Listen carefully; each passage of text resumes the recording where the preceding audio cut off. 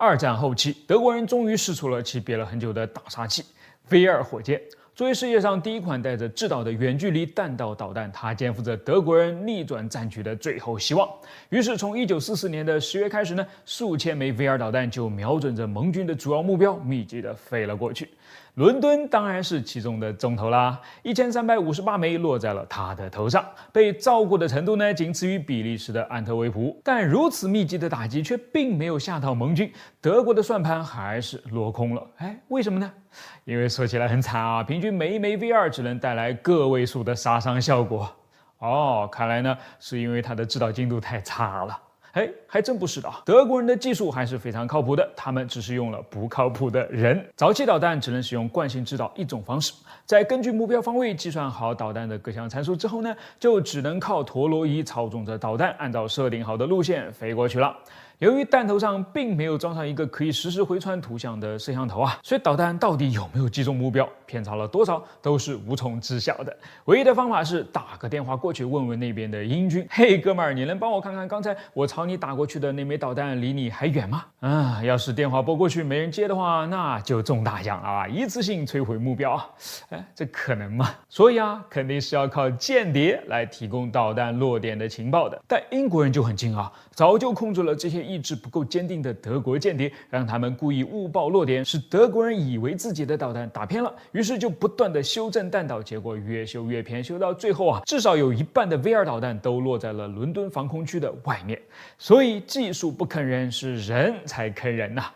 虽然这样讲呢有点政治不正确但德国人的确是深受其害而盟军呢却深谙此道，明白在知道这件事情上人是靠不住的。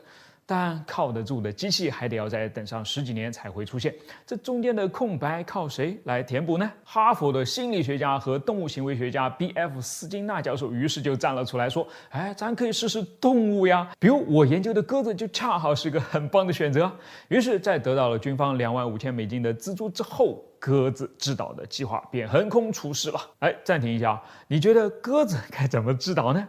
是挂着相机飞到目标上空拍下照片来修正弹道，还是飞在前面让导弹一路跟着它追上目标呢？这个呢是我一听到这玩意儿时的第一想法，你呢可以把你的想法呢先写在评论区里面，然后再接着看下去。教授斯金纳看了会说，你们都太 naive 了他是动物行为学家和心理学家，自然会走高级路线嘛，那就是把鸽子训练成飞行员，坐进导弹的驾驶舱里面，直接控制导弹飞行。什么？真有这么神吗？下面呢我们就看看他是怎么做的它主要是依赖了鸽子身上的3个特点。第一点鸽子拥有着非凡的视力，可以识别到远距离上的微小目标。第二点别看它们脑子小，但是处理视觉信息的速度却是我们人类的3倍。第三点也是最关键的一点它们是可以被训练的。信鸽咱就不用说了从古至今呢，他们已经为人类做出了无数的贡献，而且就是在2战当中，也还有一支庞大的信鸽队伍，日夜不停地穿梭在被德军占领的欧洲腹地，收发邮件。这就说明鸽子被训练的成效是非常高的。于是斯金纳教授的第一步呢，就是从这里开始了，训练鸽子以极高的反应速度和精度来啄食他们面前的特定目标，比如一个移动的小洞，一张移动照片上的特定区域，甚至是乒乓球。如果他们做出了正确的反应，就奖励他们食物，形成一个激励的反馈，鸽子就能够在美食的诱惑下呢，不断的逼近精确啄食的极限了。然后再把这些经过训练的鸽子放进一个特殊设计的导弹驾驶舱里面，驾驶舱的前方呢有3个连着外面的圆形窗口，透过这几个窗口鸽子就能够看到映在眼前的敌方目标了。这立马让它产生了条件反射，赶紧捉它呀，捉准了就会有吃的了。于是鸽子就会开始摇头晃脑的行动起来了。他不知道其实在他的会间呢已经贴上了一个连着导弹控制系统的金属片了，所以每啄一下就会把偏离中心的目标重新给拉回来，也让导弹始终就飞行在了一条通往毁灭的航向上了。希望天堂里面有吃不完的鸽子粮这段视频展示了正在测试中的鸽子飞行员，从它着实投影画面里面敌舰的精度上看起来呢，还真是无懈可击所以当鸽子制导计划在1944年被最终喊停时呢，斯金纳教授一定是非常不接受的。军方给出的理由是，他们毕竟是鸽子呀，我们怎么可能在战场上养来一帮鸽子作为战友呢？好吧，似乎也说得过去啊，毕竟我们人类总是认为自己是最聪明的，哪怕日后必遭打脸。70年代末到80年代初呢，鸽子又重新回到了驾驶舱里面，不过这次不是杀人，而是救人了，帮助美国海岸警卫队搜寻那些海上失踪的人们。他们被安排在直升机下方的一个透明小舱内，被训练来只要是看到了浮在海面上穿着红色或者黄色救生衣的人时呢，就会啄食面前的小板子。结果人家的 KPI 可比坐在上面的那些人类搜救员要强太多了啊！准确率达到了93%，而人类却只有38%。所以咱还有什么好说的呢？好了，这就是今天的内容。我是火箭叔，关注我，把不一样的科学故事讲给你听。你猜猜看，一艘核潜艇用最快的速度环游世界1周需要多长时间呢？答案是15分钟，而且这是美国的遥鱼号在1958年就已经完成的记录了。当然，他做了个弊啊。作为美国第2艘到达北极点并第1艘在北极破冰上浮的核潜艇，他选择了一条离北极点只有3公里的航线来完成他的环球壮举。于是，在驶过全部24个时区之后，他当然只会花15分钟，并且也只开了19公里了，连发动机都没有热起来就已经结束了。该说什么才好呢？好吧，你可以把这个看成是一个玩笑啊。但美国空军在1949年初完成的那次不间断环球飞行，就是一件非常严肃的事情了。一架代号为幸运女神2号的 B-50超级堡垒轰炸机从美国本土的卡斯维尔空军基地起飞，在连续飞过大西洋、地中海、撒哈拉沙漠、印度洋和太平洋之后，又安全地回到了出发地，全部行程达到了3.7万公里，的确是环球无疑了。所以它究竟是怎么完成的？完成的意义何在？背后又有哪些不为人知的故事呢？我是百科全书火箭叔，今天我们就来聊一聊它。2战结束，铁幕降下，欧洲被一分为二，苏联封锁了通往柏林的陆路通道，于是以美国为代表的西方只能通过空运来维持这座城市的正常运转。与此同时苏联人也正在积极地重建他们的军队，并加强对东欧大部分地区的控制。冷战正式开始了。在刚刚结束的大战中，战略轰炸已经用事实来证明了自己的地位。尽管美国已经解散了它的大部分战时空中部队，但仍然拥有很多的 B-29，就是那架在日本上空投出了原子弹的飞机。同时还在加紧交付它的升级款更为先进的 B-50。远程轰炸机 B-36也正在开发当中，所以华盛顿的手里面是既握有大量的核弹，又拥有把它们分发出去的渠道。就问你苏联怕不怕吧？他可能还真的不是太怕，因为彼时一架最大航程的美国轰炸机也无法实现全球覆盖并且洲际弹道导弹的出现还要再等上数年的时间，所以苏联人凭啥害怕呢？这显然不是美国人想要看到的。于是空军高层们就坐到一起，传出了一个一箭双雕的计划，用一次不间断环球飞行来让苏联人相信我们是有能力利用现有的部队就实施全球化的打击的，同时也能向自己的公众秀出肌肉，让他们看到这个成立不足2年的新军种是值得大家来长期投资的。恰好新上任的空军上将柯蒂斯·梅勒是个比较激进的人物，所以这个计划就快速被推进了。只是纸上的计划好做，但实际该怎么操作呢？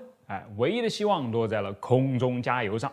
空中加油发展到现在已经非常成熟了，既可以用硬管来加，也可以用软管来加，既可以给战斗机、轰炸机加，也可以给直升机加。但是在上个世纪50年代，最先进的空中加油手段其实也没有比几十年前进步多少，它叫做抓钩软管系统。具体是这么操作的：收油机先是将一根钢缆从自己的尾部释放出去，让它拖在后面，接着半飞的加油机也会从尾部释放出一个带有抓钩的绳索，并试图让这个抓钩去缠住收油机的钢缆。此处省略让人抓狂的复杂纠缠过程总之，在抓钩勾住收油机的钢缆之后会把它慢慢的拉回机身内部，将输油管的一端挂在上面，并通知收油机，现在该你来拉了于是收油机就开始拉回钢缆和输油管，并将它接到自己的收油口上。在连接好之后下面就是见证奇迹的一刻了。而这个奇迹由重力来完成，加油机会拉起机身飞到受油机的上方，让燃油靠自重来流到受油机的油箱里面。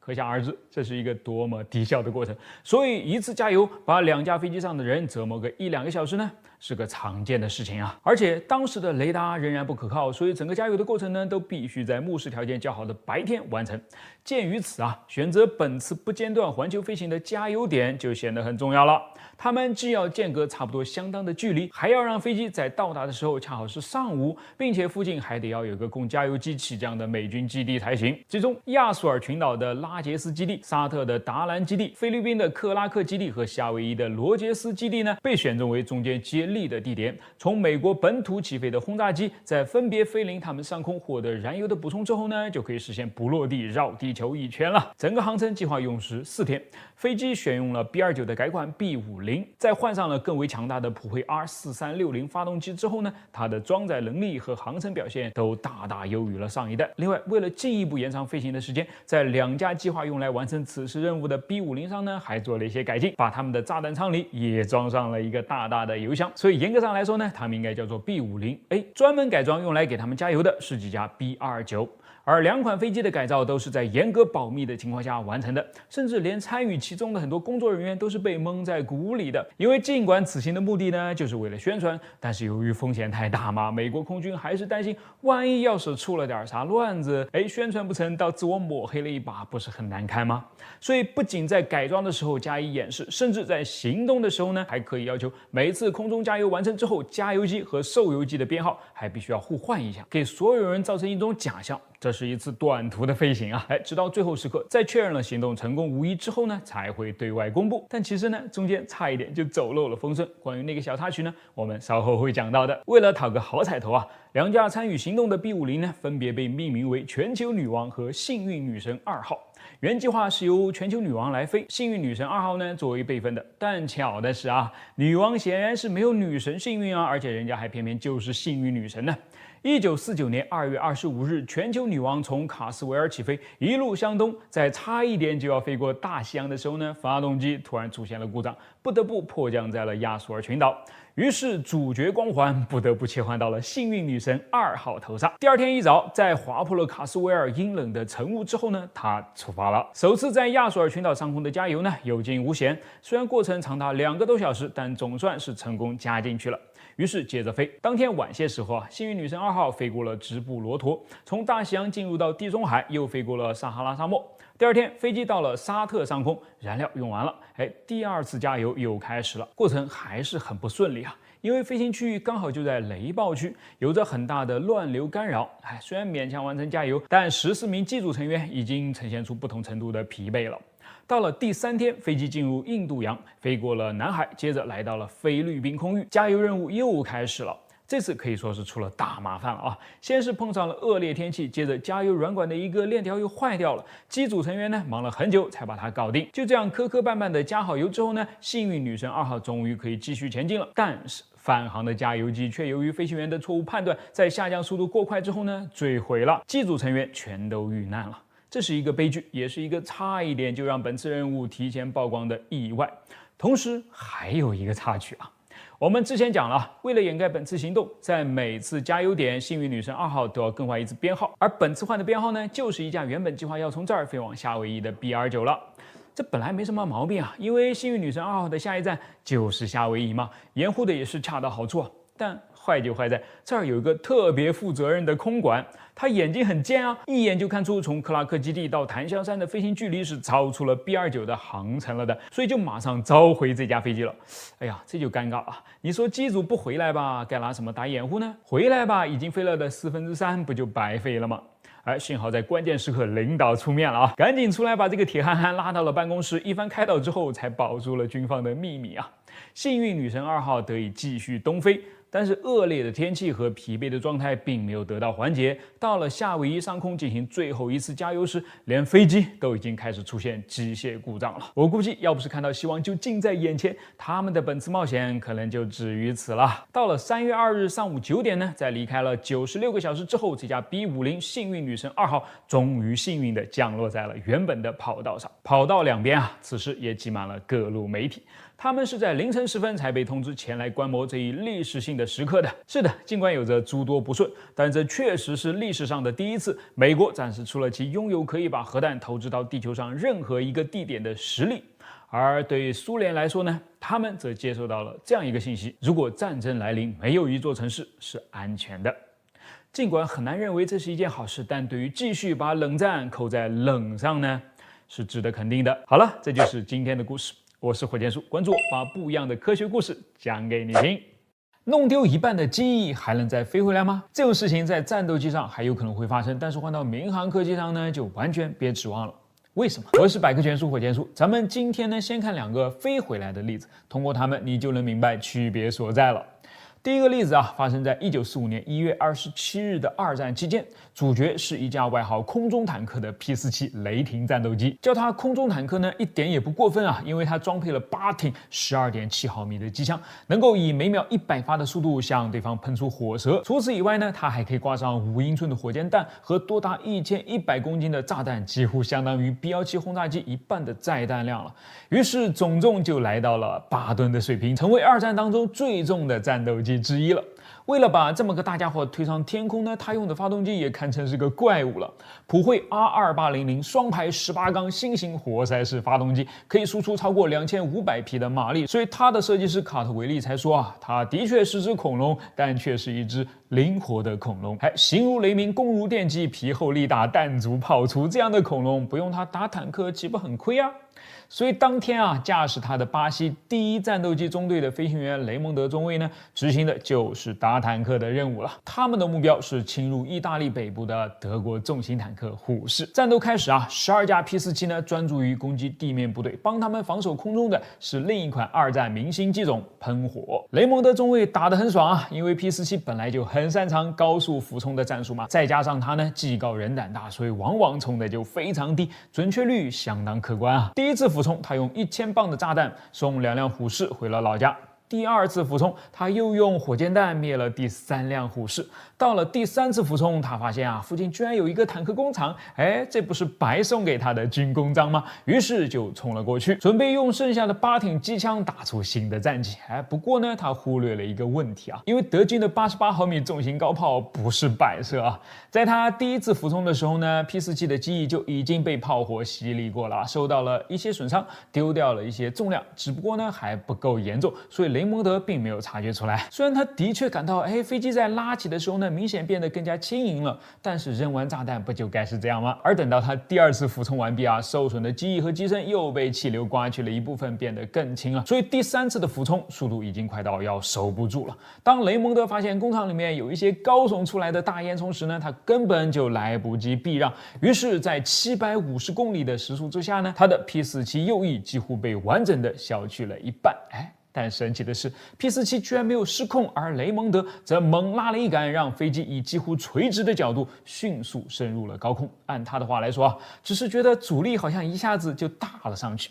为了抵抗丢失的机翼带来的升力下降和阻力上升呢，雷蒙德把发动机的油门推到了最大，18缸引擎的全速轰鸣足以抵消一个人的恐惧啊。他开始熟练的掉头，冷静的向基地飞了回去。虽然在降落的时候速度比平时快了一点，但这架掉了一半翅膀的飞机呢，居然还是稳稳的停在跑道上啊，堪称奇迹啊。不过嘛，跟我马上要讲的第2架飞机比起来，好像也就没有那么奇迹了，因为它是速度达到了2.5马赫的 F-15，而且被接去的机翼呢，几乎就连个根部都不剩了。你看这个画面就说夸不夸张吧。F-15其实是美国人在恐惧之中被逼出来的一架飞机。1950到1960年代冷战之中的苏联呢，在空中力量上还是具有足够威胁的，尤其是战斗机。可变后掠翼的米格23本身就比美国当时的主力 F-4幻影厉害了不少。当全新的米格25被推出来的时候呢，就更把美国人吓得不轻了。五角大楼的分析师认为啊，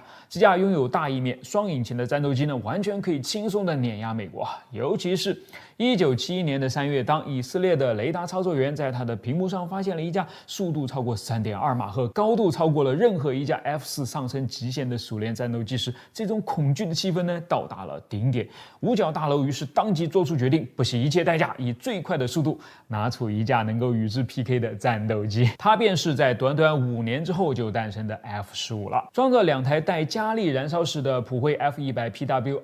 涡扇发动机 ，F-15能够轻松突破2.5马赫的极速，并且呢，这2台发动机实在是太强大了啊，强大到它们所提供的推力比 F-15的自重和落在它身上的全部阻力加起来还要更大。我们换句话说就是假如把 F-15立起来，像火箭那样垂直发射，它都是可以飞起来的。升力啥的，有更好，没有那也行啊。于是正因如此呢，在1983年5月1日那天，2名以色列飞行员才能成功的将完全失去一半机翼的 F-15开回了基地。连生产商麦道看了照片都直呼不可思议啊！翻译过来就是，赶紧来买我的飞机吧。事情的经过简述如下当天，以色列空军第106和116飞行中队呢，正在进行一次模拟训练，2架 F-15D 起飞去拦截4架扮演成想要攻击己方机场的 A4 攻击机。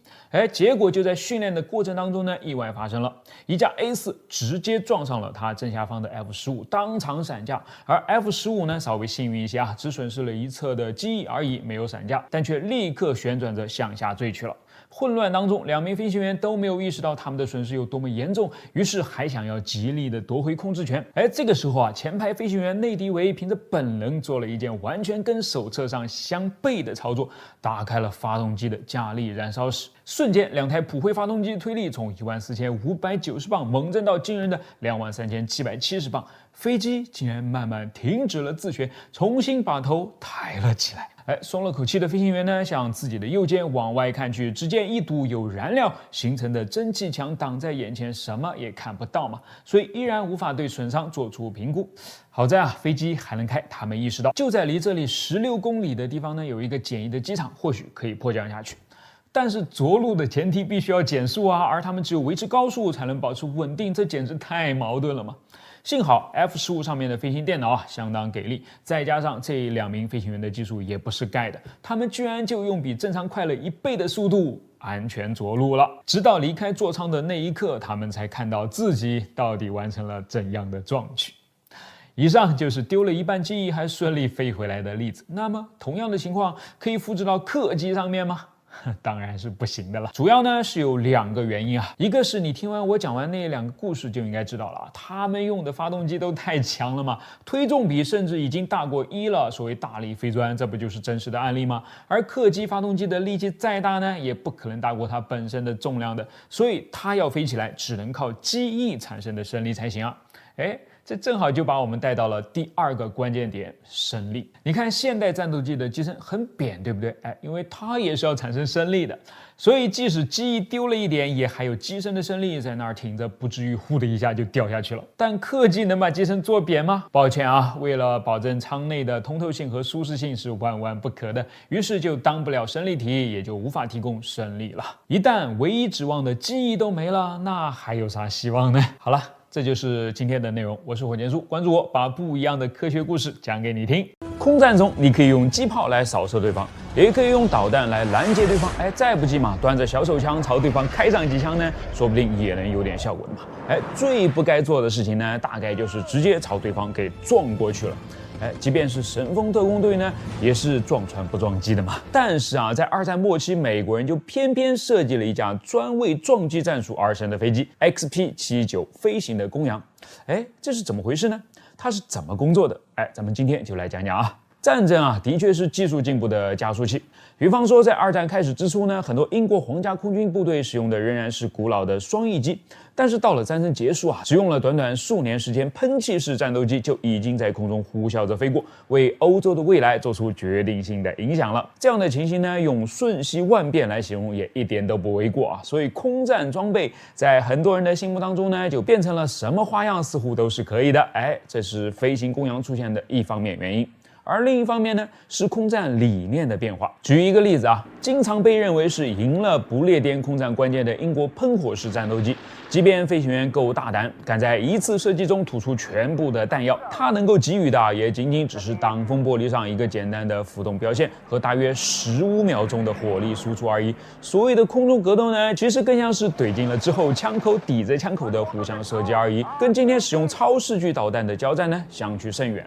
既然这样，干嘛不换个战术？反正都已经飞这么近了，咱还不如来得更疯狂一点，比如直接用机翼切开敌人的肚子，如何呢？这便是 XP79 了。它由约翰诺斯洛普，也就是后来造出了 B2的那家诺斯洛普公司的创建者亲自设计的，因此毫无疑问，它也是架飞翼机。不过呢，跟它的隐形继任者比起来 ，XP79 显然要小很多啊。机身中只够1名飞行员横着趴在里面操作，这显然太怪异了。但其实并不是一种对小机身的妥协啊，而是故意设计成这样的。因为诺斯洛普和他的团队相信，在这种状态下，飞行员能够承受住更大的过载。毕竟这架飞机诞生出来只是为了机动嘛。你从它的名字就能够听出点味道来了。公羊通常都是暴躁的，暴躁起来通常都是要去把你顶飞的，所以飞行的公羊呢，交战的方式也一定很公羊啊。它不依赖重炮和弹药，而是用自己那对加厚的焊接镁合金硬壳机翼，直接朝敌人轰炸机群的肚子下方撞过去，来一个开膛破肚，至少也能够挂掉别人的机翼吧。真的是相当简单粗暴啊！所以机翼够硬是一方面，动力充足就是另一方面了。你看它那对粗大的进气口呢，就是为2台西屋 J30涡喷发动机提供充足空气的，同时还能帮飞行员挡掉点伤害值嘛。虽然那个玻璃卧舱呢也是特殊加固的，纸面数据看起来啊真的很厉害，据说最快能够飞到850公里的时速和最高12公里的高度，有点无敌的意思啊。不过实践才能出真知嘛。XP79 呢，其实只飞了1次，结果却不是那么的乐观。在试飞员哈利·克罗斯比爬进这个不同寻常的座舱，把飞机上升到大约3000米时，他开始要尝试第1次的倾斜飞行了。但就在那么一瞬间呢，飞机马上就进入到了不受控制的旋转当中，克罗斯比和 XP79 双双坠地，机毁人亡。项目进展至此啊，可谓踏进了至暗深渊。他还能够再走出来吗？历史的车轮滚滚向前，由于这个时候呢，希特勒已经死亡，而1个月前原子弹轰炸日本也取得了成功，战争看起来已经到了头，因此人们对于一种能够穿透敌方轰炸机的喷气式截击机的需求呢，就并不急迫了，加之它还又怪又疯嘛，于是再也没有一架 XP79 会起飞了。不知道你有没有注意到，有些民航客机的发动机呢很特别，它们的尾部喷嘴并不是常见的那种平的，而是像这种花边一样的锯齿状的，甚至有一些呢不仅在外圈带有锯齿，连里面的那一圈上呢都是带有锯齿的。所以问题就来了，这究竟是为什么呢？我是百科全书火箭叔，今天我们就来了解一下。显然它不是为了好看的，尽管我个人认为它的确比平淡无奇的普通喷嘴呢要更好看一些，但其实它的作用是为了降噪。怎么降呢？为了说明这点我们必须先要来了解一下造成航空发动机噪音的主要原因是什么才行。简单来讲主要就是由于2种速度差异巨大的空气在混合时会发生强烈的摩擦，这种摩擦呢会制造出湍流，而湍流则会带来噪音了。所以你看如果2种空气在混合时的速度差异越大呢，那么摩擦自然就会越大，由摩擦所造成的湍流也势必更大的湍流，当然就带来了更大的噪音嘛。喷气式发动机的工作原理呢，就是通过把前方自由流动的空气吸入到自己的核心，在加压燃烧后猛烈的向后喷出，来制造出反作用力，将飞机推动起来的。所以由它的喷嘴所喷出来的空气速度呢，就自然要比周围的空气速度快上很多。根据我们刚才说过的原理在这2种空气混合摩擦之后，其产生的噪音自然十分惊人了。我在上大学的时候呢，学校附近还有一座军用机场没有搬迁，所以一旦他们开始训练，我们就要做好接受噪音的准备了。经常课上到一半，一架呼啸的飞机从头顶的低空这么飞过去，就把所有的声音都淹没得干干净净了。年轻的老师会继续撕心裂肺的大喊，而经验老道的老师呢，则会停下来，慢慢的端起泡着菊花枸杞加胖大海的茶杯，轻轻的嘬上一口，享受着难得的片刻清闲但是附近的居民就不会这么淡定了。所以放眼全世界随着民航业的发展，对降低喷气式发动机噪音的呼声呢，也越来越高了。那么请问如何降低你刚才一定认真听了所以知道只要降低发动机喷出的空气的速度就好了。但是根据推力公式，推力 F 等于发动机出口处的空气质量流量乘以速度，减去入口处的空气质量流量乘以速度来看呢，在不能提高空气质量流量的前提下，如果减小喷气的速度推力也会大大减小的。是噪音是减少了，但剩下的推力还能不能再推动飞机呢？这可就不好说了那你也许会说，咱们能不能把空气质量流量加大，以平衡减少的喷气速度呢？可以的啊，螺旋桨飞机就是这么干的啊！你看它巨大的螺旋桨在旋转起来之后，就形成了一个虚拟的进气口，一次能够吞下一大口的空气。虽然往后推出的速度呢并不是很快，但也依然能够提供足够的推力。那喷气式发动机也这样干不就好了吗？把进气口加大，吸入更多的空气，再把它们以较慢的速度给喷出去，可以吗？实际上是不能这么干的，因为单纯的喷气式发动机效率是很低的。它通过将燃料与吸进来的空气混合燃烧，制造出高速的气体，然后再喷出，带来推力。所以吸进来的空气越多所需要混进去的燃料也越多才行。然而，在把这些燃烧后产生的高温、高速气体喷出时，其中却只有高速是我们用得上的，高温完完全全就浪费掉了。它白白带走了很多的能量而且喷的越多呢，浪费的还越多。航空公司怎么受得了？他们巴不得一滴燃料都不浪费才好呢，反倒是军用飞机不那么在乎而已。所以在民航发动机那边呢，他们真的是希望被吸进燃烧室的空气越少越好啊。那就很矛盾了，喷的气少了，速度就不能慢速度慢不了，噪音也小不了怎么办？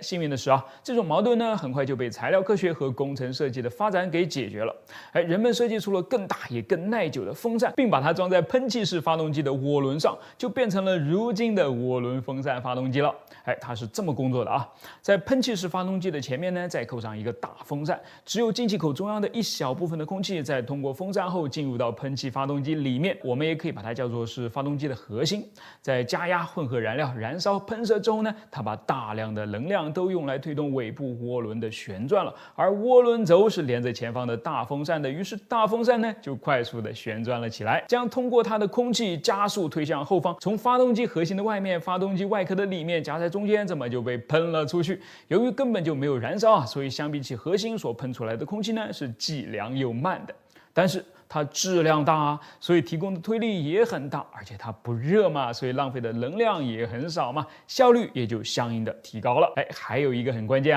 它速度慢了，跟周围空气混在一起时的摩擦也小了，噪音自然也就低了。所以你看现在的民航发动机呢是越造越大其实并不是把核心变得更大，而是想了法子把前面的风扇变大而已，好让更多的空气从核心的旁边被吹出去，带来更高的效率和更好的降噪。它们叫做高庞路比发动机。装在波音747-8和波音787上的发动机呢都是这样的。好了，到了现在，民航客机的发动机噪音确实已经比以前小了不少了，但还有没有得降呢？可以的那就是要进一步想办法让两种不同流速的气体更温柔的融合了。工程师们呢从猫头鹰的翅膀上看到了希望。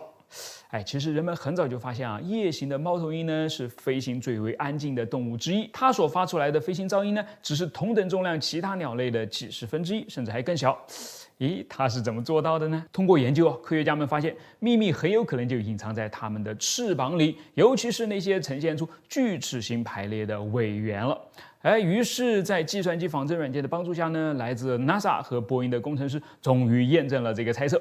锯齿形的设计会使高速喷出的气流提前产生出湍流，使它们在与周围的空气混合前呢就变得更碎了，从而避免了更大湍流的产生。这有点像是把一颗冰糖提前敲碎了撒到水里面，比把一整颗丢进去更容易溶解一样在使用了这样的锯齿形喷嘴之后呢，据说在发动机最大推力时，噪音能够减小6分贝。6分贝听起来好像杯水车薪但是分贝其实是个比值单位，所以表现的是一个变化率，降低了6分贝，实际上代表着75%的噪音量降低，一点也不少吧。所以有的时候一样改进呢，看起来好像很小，但实际上却意义重大好了，我是火箭叔，关注我，下一期呢，我们继续讲一个小改进所带来的大改变。如果说这架飞机是科幻的天花板的话，那么这架飞机就是可爱的天花板了。1932年10月7日首飞，由意大利人设计、意大利公司生产的这架验证机斯蒂帕卡普罗尼，基本上就是将一台我们现在已经很熟悉的涡扇发动机插上了翅膀，然后直接飞上天空而已。你看它的整个机身是从头到尾完全贯穿的，于是便造就了这副又粗又短的滑稽模样，成功晋级史上颜值最高，或者说取决于你的偏好，颜值最低的飞行器行列。但就我个人而言在我做过的众多的飞机模型当中呢，它算是我最喜欢的一个了，因为它实在太萌了，有没有？我甚至怀疑设计它的路易吉·斯蒂帕呢是一个被飞机耽误了的玩具设计师吧。好，既然这样，那我就来把它玩具化呗。为了让它显得够萌啊，所以尽量我就把它尺寸呢控制的比较小巧了一些。哎，你看这样可以把它放在掌心了。然后在细节上面呢做了一些简化，比如原机上面用于支撑机翼的那几根杆子呢，我就直接把它去掉了。起落架呢也改成了这样一体化的，方便安装，也比较结实嘛。轮子也不像原版那样是直接裸露的了，而是采用了后来意大利人复刻式的设计，有了一个看起来相当复古的罩子。哎，虽然这轮子是肯定动不了的，但是啊，这飞机上呢总是要有能动的零件呗，那就让螺旋桨动起来啊！你看，螺旋桨呢是可以这样旋转起来的。这里面呢采用了球头的连接方式，没有上漆啊，但其实裸奔看起来也还不错啊。如果非要上漆的话，这张照片应该就是最好的参考了。它是按照原机的3/5中式复刻出来的，理论上涂装也得到了中式的复刻。因为虽然在1930年代的黑白照片和视频当中呢，我们都看不出这架飞机的真实颜色，但至少图案的还原，哎，没错啊，所以颜色基本上也不会有错的。好，接着我们就来说说飞机本身了。你看，原始版本在1930年代就成功的飞上了天空，而即便是70年后的复刻版本也能够完美的飞行，所以就说明什么啊？就说明这个看似飞不起来的设计，其实还是很符合空气动力学的。哎，不仅符合，它甚至开创了航空动力的一个新时代。意大利人路易吉·斯蒂帕呢，出生于1900年，从小就对工程学非常感兴趣。但很不幸啊，第一次世界大战拦腰就打断了他的求学之路啊。他然后呢，只能以神枪手的身份在部队服役。哎，可见射击也必定是在他的爱好清单上排名靠前的。战后他重返校园，以极高的效率连续拿到了航空、水利和土木工程的学位，的确是个人才啊。所以在意大利空军谋得了一份工作之后呢，便开启了他的疯狂晋升之路，很快就官至工程部总监。到了1920年代的后期呢，他已经在研究如何把飞机变得更加的高效了。而这个期间啊，有几个理论特别就得到了他的关注，其中最重要的是伯努利效应。作为一名优秀的水利工程师啊，斯蒂帕知道流体的速度是会随着他通过的管子的直径变窄而增加的，于是他就同样相信，对于水流起作用的伯努利效应也一定会对气流起作用。那么，如果让螺旋桨产生的气流通过一段中间变窄的管子来增加它的流速，哎，岂不也得到了增加发动机效率的作用了吗？哎，这个就大有前景了啊！于是斯蒂帕马上就动手设计、制造和测试了几款采用他所谓的管内螺旋桨概念的飞机模型，并经过多次迭代和严格的风洞试验之后呢，找到了令他满意的最佳螺旋桨和管道造型设计，即将管道的剖面呢也设计成跟机翼一模一样的两边薄、中间厚的样子，看起来啊就像是将机翼卷起来，直接把它做成一个圆筒一样。好，这架飞机现在已经在图纸上诞生了。下一步呢，就是将其带到现实了。在这点上呢，很幸运啊，1930年代的意大利正迫不及待地想要向全世界展示其领先的技术，尤其是在航空领域上取得的突破了。所以，当斯蒂帕向上级提出自己想要造这架飞机的建议时呢，几乎立刻就得到了肯定的答复啊。剩下的嘛，就是找一家靠谱的飞机制造商。最合适的当然莫过于卡普罗尼飞机公司嘛，因为他们似乎对试验飞机呢有一种着了魔一般的执念。所以，要论哪家意大利公司最有资格接受来自于斯蒂帕的挑战呢，那必定就是卡普罗尼了。它反映在这架飞机的名字上，斯蒂帕卡普罗尼，就是简单的将它的两个创造者的名字结合在了一起而已嘛。原本斯蒂帕的管内螺旋桨其实更适合用在大尺寸的飞机上的，但是考虑到建造的成本、测试的限制和失败的代价之后呢，他们决定，还是先做一架小尺寸的飞机出来看看吧。结果呢，它就成了这副模样了。装着一台120匹马力的发动机，挂着一个可以完全容纳在圆筒机身内的螺旋桨，顶上的驼峰里面呢，居然还能坐下2名飞行员啊！贴地起飞之后，它竟然能够飞得相当稳定，甚至有些过于稳定了啊！试飞员抱怨改变它的飞行姿态有点困难啊，大概是由于位于机尾的控制面有点太小了，而机翼本身呢，你看又有些过大了。而后来的试验表明啊，这个圆筒机身本身就能够产生升力，所以是不需要这么大的机翼面积的。然后关于馆内螺旋桨对于发动机效率的提升，斯蒂帕是拿到了实锤了。这个设计的确是更加优秀的。相比起使用同样功率发动机的普通螺旋桨飞机斯蒂帕卡普罗尼拥有更高的爬升率。好，那空军是不是就爱上它了呢？没有啊，由于既要吊装发动机又要固定机翼，这个圆筒里面呢实际上是被各种各样的杆子堵了不少面积的，所以阻力就很大，这几乎就完全抵消了它所带来的效率提升了的嘛。所以在空军员里面，它并不是什么实用的革命还是先放一放吧。但是你看时间快进到现在，所有那些最有效率的飞机引擎，不是都延续了斯蒂帕卡普罗尼的涵道式设计吗？所以很多人就认为涡扇发动机的发明，某种程度上呢是受到了这架飞机的启发的。当然，对于这个观点，路易吉斯蒂帕呢表示严重赞同啊。好了，这就是今天的内容。最后你喜欢这个模型吗？告诉我一个理由让我把它送给你哦。1943年8月4号，一架晃晃悠悠的美制轰炸机突然出现在一条苏联跑道的尽头，一看就知道它肯定是在执行任务时受了伤，正在迫降，所以地面上呢就马上做好了准备。虽然在滑行的时候起了火，但总算还是成功停下来扑灭了。不过在领航员、无线电操作手和尾炮手相继走出来之后，飞行员却并没有出现。原来他早就已经消失了，驾驶舱里面也是早就空空如也了。所以到底是谁驾驶着这架飞机降落的呢？我是百科全书火箭叔，今天我们就来聊一聊这次不可能完成的任务。驾驶飞机降落的是坐在机尾炮塔里面的无线电操作员卡拉斯中士，也就是在飞机的这个位置。朝后面看呢，视野还不错，但完全就无法向前看嘛。所以坐在这里操作飞机就仿佛是坐在汽车的后备箱里面开车一样。这还要怎么开当然，靠你一个人肯定是开不了的，除非驾驶室里面还有另外一个人充当你的眼睛能够不断的把前方的路况和汽车现在的行驶状态告诉你才行应该说才有这个可能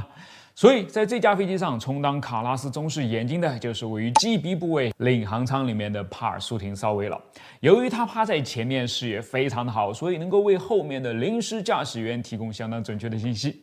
就这样，在一前一后两个机组成员的通力配合之下，眼睛和手脚分开了的飞机，居然就这样奇迹般的成功降落了。要说这架飞机本身就够奇葩的，它是由美国道格拉斯公司生产的中型攻击轰炸机 A-20， 总共造出了7500架左右，其中1/3呢都给了苏联，比留在美国空军自己手里面的还要多，于是便成为了苏联在二战当中最为重要的空中力量之一。苏联一开始也是迫不得已在战争初期呢，德国通过巴巴罗萨行动几乎全盘端下了苏联的整个空军。到了1941年底，苏联损失的飞机数量居然高达了惊人的9173架之多，于是他就不得不向他在西方的盟友寻求帮助，希望通过租借计划来获得飞机的补给。原本他们看中的其实是美国更加先进的 B-17和 B-24。可美国不干说你看，这 A-20也好得很人家英国皇家空军用的可是相当顺手你们也一定会爱上它的。的确等数千架 A-20到了苏联手上之后呢，还真获得了一致的好评。它的速度快、机动性高、结构坚固、无线电和飞行仪表相当好用，甚至还带驾驶舱加热功能呢。不管是空勤还是地勤，都给它打了高分。尤其是它还有一项特别贴心的保命功能呢，就是位于尾炮手座位下方的这套辅助飞行控制装置了。它包含一根操纵杆、2个方向舵踏板和一个油门弧座。可以说该有的都有了只不过是减配了而已。设置它的目的是为了拯救飞行员的。当飞机受损，机组不得不选择跳伞时呢，飞行员面临一个相当危险的窘境，因为操纵杆在他手上一旦松手跳出，失控的飞机很有可能会发生姿态的改变，容易使它撞在高耸的尾翼之上。为了避免这种状况呢， A-20 尾部机枪手需要用这根操纵杆稳定飞机，等到前面的2名成员领航员和飞行员都完成跳伞之后呢，再从下方舱口来跳伞，这样所有人的风险都小了。也正是如此呢，就造成了 A-20 的跳伞顺序和其他飞机是不一样的嘛，飞行员是可以先跳的。但是也没有说你可以不管机上的几个同伴自己先跑啊。所以现在我们再来看看整个事件的经过吧。1943年8月4号，苏联第16航空集团军呢接到命令，要求投入所有的力量对西侧的德国国防军进行攻击。于是3个轰炸集团便起飞了，他们都是从美国租借过来的 A-20，沿着德军撤退的公路开始扔炸弹去了。起初的任务呢还算顺利，但其中一架却在接近一个小镇目标时被地面的高炮给盯上了。在放了一轮礼花之后呢，一枚炮弹就在靠近驾驶舱的位置炸开了，当即就把飞行员波古丁少尉炸得头昏眼花。他自然是受了伤嘛。驾驶舱里面的机械装置呢也受到了极大的破坏，飞机开始下坠了。于是波古丁意识到此时他们必须要跳伞弃机了。在告知机组状况之后呢，他便不由分说的跳了下去。估计的确是被炸晕了啊，因为他竟完全没有考虑过落在德战区之后的后果是什么。剩下的3名成员，其实应该只有2个才对啊。但苏联没有那么多受过无线电训练的机枪手，所以就把本该只由1人兼任的机枪手和无线电操作员的工作给分开了。在尾部的炮塔里面塞进去了2个人，他们领航员、无线电操作员和机枪手相对清醒了很多，就不愿意跳伞啊。可飞机失控了该怎么办呢？无线电操作员卡拉斯突然想到，就在自己身下不是还有一套操纵系统吗？一个大胆的想法冒了出来，他马上就联系了机鼻位置的领航员，问他：“你能不能看清飞机前方的状况？”结果得到的答复是：“我不仅看得清楚，还清楚的看到我们正在朝德国人头上飞过去呢，就差吼出来，你就快点抓起那该死的备用操纵杆吧。”于是一个充当眼睛，一个负责操纵 A-20 开始笨拙的稳定姿态，调整航向往回飞过去了。这中间呢，当然还有点故事啊。他们遭遇了2架德军的 FW-190 战斗机，德军一看这架落单的轰炸机是块肥肉啊，于是马上追过去想要攻击它，结果却被顽强的机枪手给怼了回去。他在 FW-190 接近之前呢，就猛烈开火，使德军的战斗机完全就找不到一个进攻的切入角度嘛。加之又快要进入到苏军的控制区了，所以便放弃了。自此呢，他们就只面临最后一个威胁了。带着炸弹盲降，领航员帕尔舒廷呢，大概是最紧张的一个啊，因为临时飞行员卡拉斯呢，实际上是无法准确掌握飞机距离地面的高度的，而机鼻的帕尔舒廷呢，不仅要反复告知他此时的飞行姿态，更是必须在这种情况下直面越来越近的地面啊。不过幸运女神今天全程都是站在了他们一边啊，虽然着陆时有着相当大的冲击，但是对于一次盲降来说还是相当不错了。最终他们都安全的回到了地面，同时呢，当然也挂上了荣誉的勋章。现在你大概知道了战斗民族的高超飞行技术是怎么来的了吧？好了，这个呢就是今天的故事，我是火箭叔，关注我，把不一样的科学故事讲给你听。